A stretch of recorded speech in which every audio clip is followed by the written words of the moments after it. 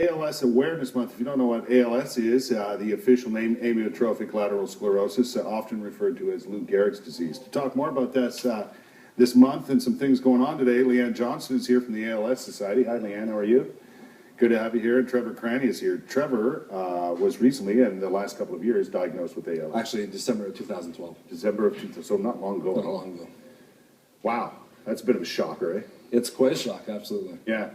What has happened since? Well, I moved back home. Yeah. I wasn't living here in Ottawa. Moved back home so I could be close to family, spend more time with them. Yeah. I continued to lose strength in my arms, and is that where it first starts? Yeah, it was for you. For me, it started. Yeah, there. Yeah. With ALS, it can start anywhere, depending on how. What did you notice first? Initially, it was just some cramping. My hands were cramping when I was eating, and then I started losing the ability to lift heavier items, and then I was losing the ability to do up buttons. My hands were were getting worse and worse. Really? Yeah. And so then you eventually go to a doctor. Actually, I fell at work. Is that what ended up happening? And so I tripped over. So you're the typical man. You refuse to go to a doctor. Well, I did go to the doctor for the cramps initially, but right. They just said it was cramping. They weren't able to diagnose. Didn't know right away. Yeah. Trevor, what? You're 40? 40. Yeah. Is this unusual at 40 years of age? Yeah. No, the most common age really is 50 to 55, but we have a number of clients that are 40 and under, some under. Really? Yeah. And the usual symptoms, just like Trevor's going through in different fashions, I'm sure.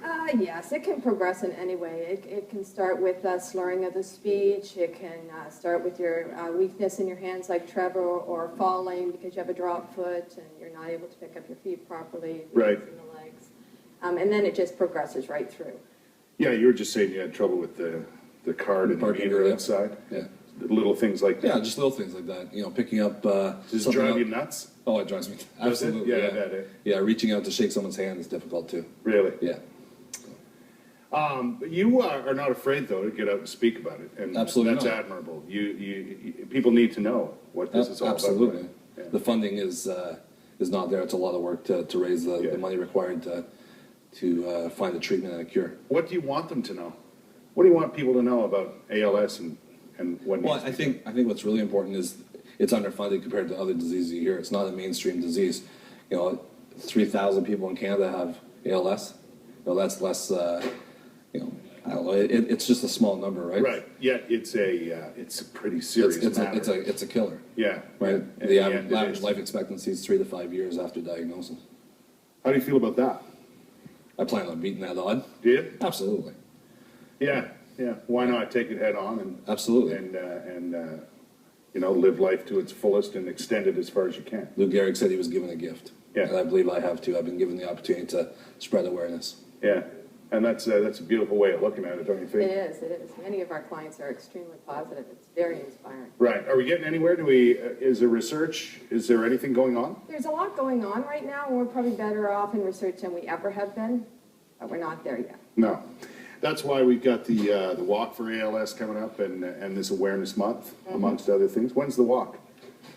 The walk's on June 15th. June 15th. So at the War Memorial. Right. No, at the Canadian War Museum. Sorry. Canadian War Museum. Which is not far from the War Memorial. No.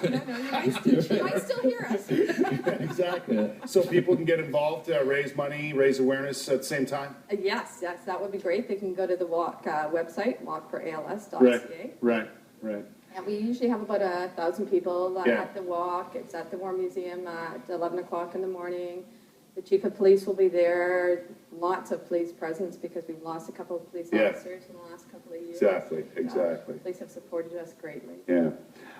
It's coming up on the 15th, everybody, so if you want to get involved, you know what to do and support somebody who is getting involved. If you can't make it, that sort of thing. ALS.ca, walkforals.ca is another website you can go to.